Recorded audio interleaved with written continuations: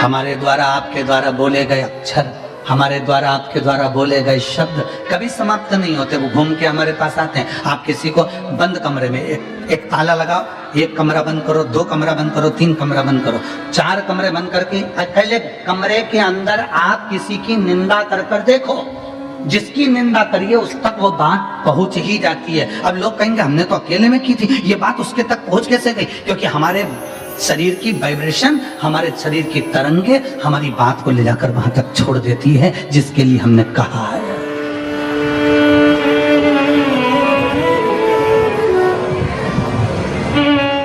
हमारे शरीर की वाइब्रेशन, हमारे शरीर की तरंगे वहां तक ले जाकर छोड़ देती है जिसके लिए हमने शब्द कहा। आप किसी को गाली देकर देखो, चलो जाने तो आपका कोई नौकर हो ना, आप अपने घर पे बैठ के नौकर को ही कुछ अपशब्द कह के देख ले, नौकर नहीं है वहां पर, परंतु उस नौकर को मालूम पड़ जाएगा कि मेरे सेठ के मुख में, मेरे सेठ ने मेरे लिए कुछ कहा, मेरे सेठ के दिमाग में कुछ चल रहा है। हमारी वाइब्रेशन बता देती है, हमारी तरंगे बता देती है। इसलिए शिव महापुराण की कथा कहती है, अच्छा विचार करिए, अच्छा सोचिए। अगर कोई तुम्हारा दुश्मन है ना, उसके बारे में अच्छा सोचना चालू करो। एक दिन वो दुश्मन तुम्हें सुंदर माला लाकर ना दे, तुम्हारे को गुलाब का फूल लाकर ना दे, तुम्हारे लिए गुलदस्ता लाकर ना दे, तो कहना जो दुश्मन है उसके लिए अच्छा सोचना प्रारंभ करो, श्रेष्ठ सोच।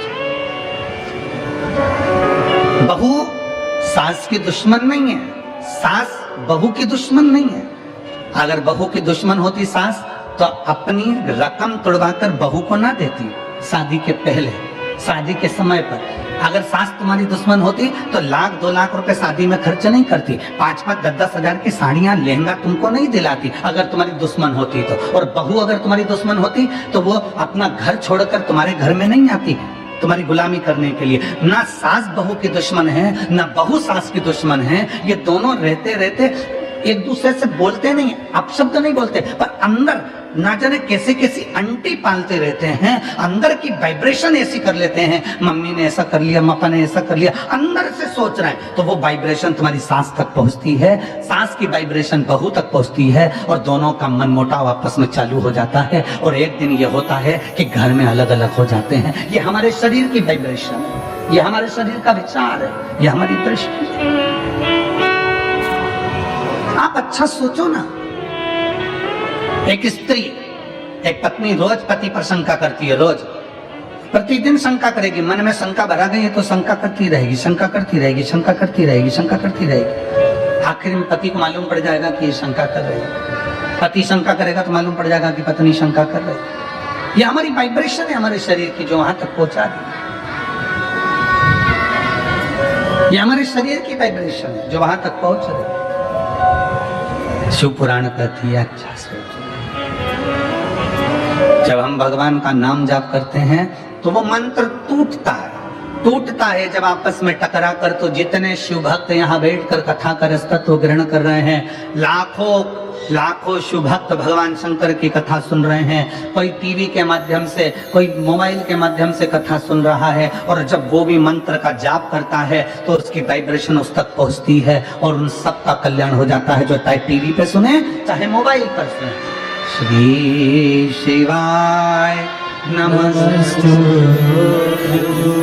श्री शिवाय नमस्तु।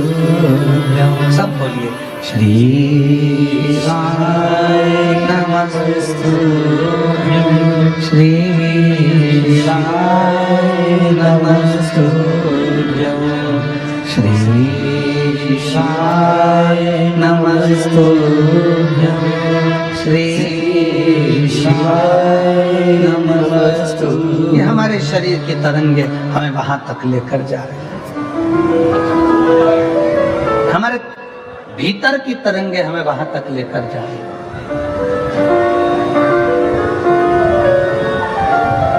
भगवान दुख नहीं काटता। अगर दुख काटता मेरा भगवान तो दुख ही नहीं देता। भगवान दुख देता है तो भगवान का कार्य है कि वो उस दुख को सहन करने की शक्ति देता है। दुख कौन काटेगा? अब आपको बताना है, दुख कौन काटेगा? आपका जपा गया नाम, आपका चढ़ाया गया एक लोटा जल, आप जो अपना घर छोड़कर परमात्मा के दरवाजे तक जा रहे हो, किसी भूखे को भोजन करा रहे हो, किसी प्यासे को पानी पिला रहे हो, किसी व्यक्ति के दुख की घड़ी में तुम काम आ रहे हो और एक लोटा जल भगवान शंकर को चढ़ा रहे हो और मुख से श्री शिवाय नमस्तुभ्यम कह रहे हो, तुम्हारा वो सत्कर्म, तुम्हारा वो भजन, तुम्हारा वो नाम जाप, तुम्हारा वो स्मरण तुम्हारे दुख को समाप्त कर